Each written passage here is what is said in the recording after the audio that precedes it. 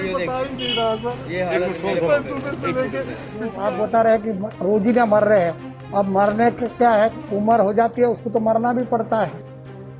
नमस्कार, मैं हूं दिबांजलि मोइत्रा।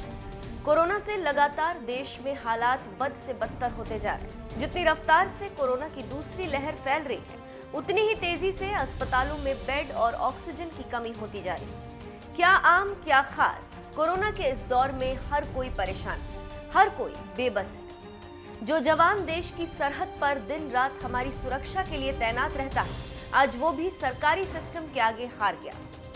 वो जवान जो फौलादी जिगर के लिए जाना जाता है, आज उसका दिल भी रोने लगा।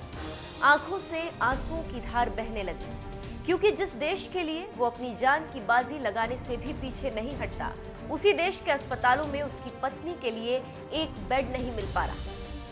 ये हालात हैं उस मध्य प्रदेश के, जहां के मंत्री जी कहते हैं कि एक उम्र के बाद तो सबको मरना ही होता है। और सभी लोग कह रहे हैं, मैं अकेला नहीं कह रहा हूँ, पूरा देश कह रहा है कि कोरोना से बचने के लिए हम सब लोग सहयोग करें। और हम इसीलिए सहयोग के लिए पूरे चारों विधानसभा में हम जाकर सभी लोगों से चर्चा कर रहे हैं। कोरोना से बचने के लिए मास्क पहने, दूरी बनाकर रहें और सबसे इसी प्रकार से और डॉक्टरों को दिखाएं, इलाज करवाएं, क्योंकि हर जगह डॉक्टरों की व्यवस्था की गई है। और मरना तो एक क्या है कि जो आप बता रहे हैं कि रोजीना मर रहे हैं, अब मरने का क्या है, उम्र हो जाती है, उसको तो मरना भी पड़ता है। जिस राज्य के मंत्री जी बोल रहे हैं कि उम्र हो जाती है तो मरना ही पड़ता है, उस राज्य में कोरोना से लड़ाई के लिए कैसी व्यवस्था होगी, ये आप मंत्री जी के बयान से अंदाजा लगा सकते हैं। ऐसी ही लचर स्वास्थ्य व्यवस्था के शिकार हुए हैं रीवा जिले में रहने वाले वो बीएसएफ जवान जो 24 घंटे हमारी सुरक्षा के लिए सरहद पर अपनी जान दांव पर लगाए रहता है। उस घंटे मेरे को कोई बता ही नहीं रहा सर। ये हालत है। मैं सुबह से लेके बिछिया हॉस्पिटल में था, बिछिया हॉस्पिटल में ट्रीटमेंट के लिए लेके गया तो जांच करवाया, निकलने के बाद कोई पूछ ही नहीं रहा सर। बताइए कि रोड में कोरोना पॉजिटिव अपनी पत्नी के इलाज के लिए ये जवान अस्पतालों का चक्कर काटता रहा, लेकिन हर अस्पताल वाले एक दूसरे अस्पताल में भेजते रहे। लेकिन कोई ये बताने को तैयार नहीं हुआ कि पत्नी को इलाज के लिए कहां भर्ती कराएं। अस्पतालों की दौड़ लगाते लगाते परेशान हो चुका बीएसएफ जवान मीडिया कर्मियों को देखते ही इस कदर टूट गया कि एक तरफ वो अपनी तकलीफ बता रहा था, तो वहीं दूसरी तरफ आंखों से आंसू बह रहे थे। उस घंटे मेरे को कोई बता ही नहीं रहा सर। ये हालत है। मैं सुबह से लेके बिछिया हॉस्पिटल में था। अपना दर्द बयां करते हुए ये जवान यहाँ तक कह गया कि मैं देश के लिए मरता हूँ, बताइए इलाज के लिए कहाँ जाऊँ।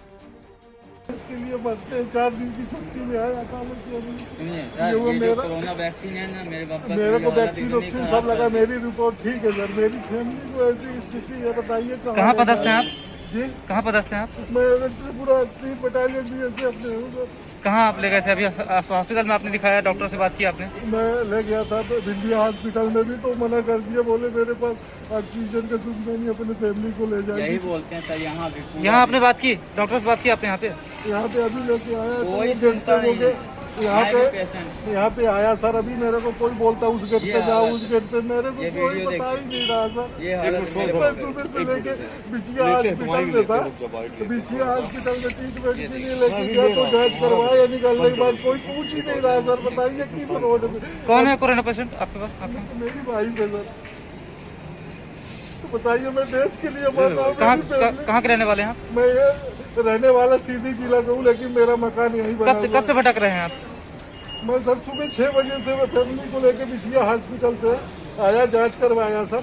उसके बाद से कभी इधर उधर घूम रहा हूँ, इस गेट से उस गेट में, मेरा प्राइवेट हॉस्पिटल में हो पा रहा है। इस जवान का दर्द सरकार तो नहीं समझ सकी, लेकिन हाँ, मीडिया कर्मियों ने जरूर समझा और आप तक खबरें पहुंचाने का अपना फर्ज निभाने के साथ साथ मानवता का धर्म भी निभाया।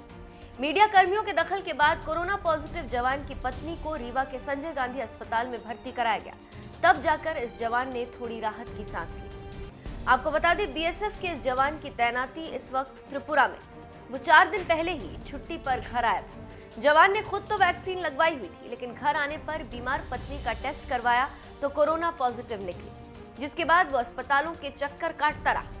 यह हाल है खतरनाक कोरोना वायरस से निपटने की तैयारी करने का दावा करने वाली सरकारों का। और स्वास्थ्य व्यवस्थाओं का। देश में कोरोना वायरस कितना खतरनाक होता जा रहा है, इसकी गंभीरता का अंदाजा पीएम मोदी को भी हो चुका है। इसीलिए उन्हें मंगलवार को ही देश के नाम संबोधन करने का फैसला लेना पड़ा। इस संबोधन में उन्होंने बड़ा ऐलान करते हुए कहा है कि अब 18 साल के ऊपर लोगों को भी वैक्सीन लगाई जाएगी। साथियों, हमारे शास्त्रों में कहा गया है, त्याज्यम न धैर्यम विदुरेऽपि काले, अर्थात कठिन से कठिन समय में भी हमें धैर्य नहीं खोना चाहिए। किसी भी परिस्थिति से निपटने के लिए हम सही निर्णय लें, सही दिशा में प्रयास करें, तभी हम विजय हासिल कर सकते हैं। इसी मंत्र को सामने रखकर आज देश दिन रात काम कर रहा है। बीते कुछ दिनों में जो फैसले लिए गए हैं, जो कदम उठाए गए हैं, वो स्थिति को तेजी से सुधारेंगे। इस बार कोरोना संकट में देश के अनेक हिस्से में ऑक्सीजन की डिमांड बहुत ज्यादा बढ़ी है। इस विषय पर तेजी से और पूरी संवेदनशीलता के साथ काम किया जा रहा है। केंद्र सरकार, राज्य सरकारें, प्राइवेट सेक्टर, सभी की पूरी कोशिश है कि हर जरूरतमंद को ऑक्सीजन मिले। ऑक्सीजन प्रोडक्शन और सप्लाई को बढ़ाने के लिए भी कई स्तरों पर उपाय किए जा रहे हैं। राज्यों में नए ऑक्सीजन प्लांट्स हो, 1 लाख नए सिलेंडर पहुंचाने हो, औद्योगिक इकाइयों में इस्तेमाल हो रही ऑक्सीजन का मेडिकल इस्तेमाल हो, ऑक्सीजन रेल हो, हर प्रयास किया जा रहा है। साथियों, इस बार जैसे ही कोरोना के केस बढ़े, देश के फार्मा सेक्टर ने दवाइयों का उत्पादन और बढ़ा दिया है। आज जनवरी-फरवरी की तुलना में देश में कई गुना ज्यादा दवाइयों का प्रोडक्शन हो रहा है। इसे अभी और तेज किया जा रहा है। कल भी मेरी देश की फार्मा इंडस्ट्री के बड़े जो प्रमुख लोग हैं, उसके जो एक्सपर्ट लोग हैं, उनसे बहुत लंबी चर्चा हुई है। प्रोडक्शन बढ़ाने के लिए हर तरीके से दवाई कंपनियां की मदद ली जा रही है। हम सौभाग्यशाली हैं कि हमारे देश के पास इतना बड़ा मजबूत फार्मा सेक्टर है जो बहुत अच्छी और तेजी से दवाइयां बनाता है। इसके साथ ही अस्पतालों में बेड की संख्या को बढ़ाने का भी काम तेजी से चल रहा है। कुछ शहरों में ज्यादा डिमांड को देखते हुए विशेष और विशाल कोविड हॉस्पिटल बनाए जा रहे हैं। साथियों, पिछले वर्ष जब देश ने कोरोना के कुछ ही मरीज सामने आए थे, उसी समय भारत में कोरोना वायरस के खिलाफ प्रभावी वैक्सीन के लिए काम शुरू कर दिया था। हमारे वैज्ञानिकों ने दिन रात एक करके बहुत कम समय में देशवासियों के लिए वैक्सीन विकसित की है।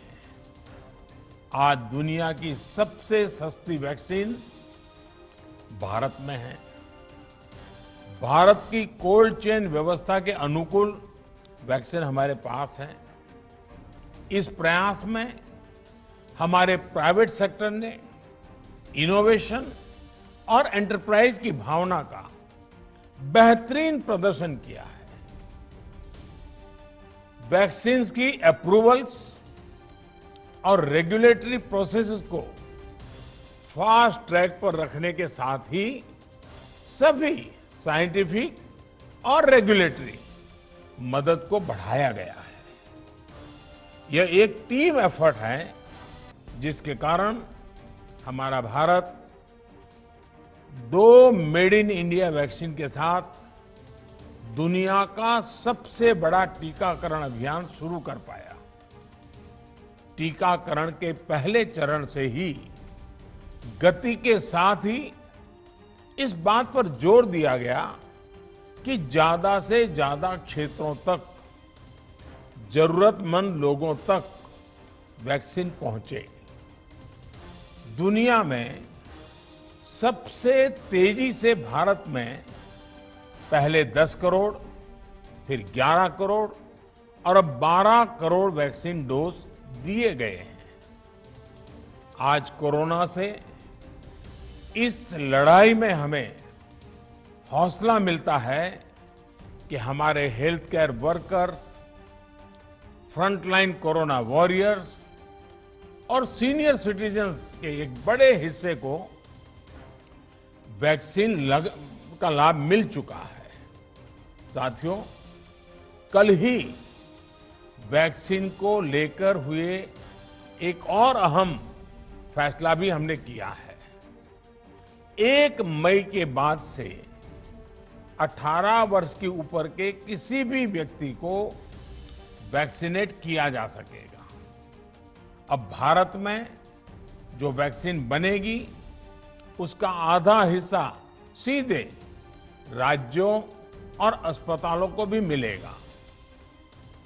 इस बीच गरीबों, बुजुर्गों, निम्न मध्यम वर्ग के लोग 45 वर्ष की आयु के ऊपर के व्यक्तियों के लिए केंद्र सरकार का जो वैक्सीन कार्यक्रम चल रहा है वो भी उतनी ही तेजी से जारी रहेगा। पहले की तरह ही सरकारी अस्पतालों में मुफ्त वैक्सीन मिलती रहेगी, जिसका फायदा, जैसा मैंने कहा, हमारे गरीब परिवार हो, हमारे मध्यम वर्ग, निम्न मध्यम वर्ग के परिवार हो, वो उनका लाभ उठा सकेंगे। साथियों, हम सभी का प्रयास जीवन बचाने के लिए है और जीवन बचाने के लिए तो है ही, प्रयास से भी ये है कि आर्थिक गतिविधियां और आजीविका कम से कम प्रभावित हो। प्रयास का तरीका यही रखा जाए। वैक्सीनेशन को 18 वर्ष की आयु के ऊपर के लोगों के लिए ओपन करने से शहरों में जो हमारे वर्कफोर्स है उसे तेजी से वैक्सीन उपलब्ध होगी। राज्यों और केंद्र सरकार के प्रयासों से श्रमिकों को भी तेजी से वैक्सीन मिलने लगेगी। मेरा राज्य प्रशासन से आग्रह है कि वो श्रमिकों का भरोसा जगाए रखे। उनसे आग्रह करें कि वो जहां है वहीं रहे। राज्यों द्वारा दिया गया ये भरोसा उनकी बहुत मदद करेगा कि वो जिस शहर में हैं वहीं पर अगले कुछ दिनों में वैक्सीन भी लगेगी और उनका काम भी बंद नहीं होगा।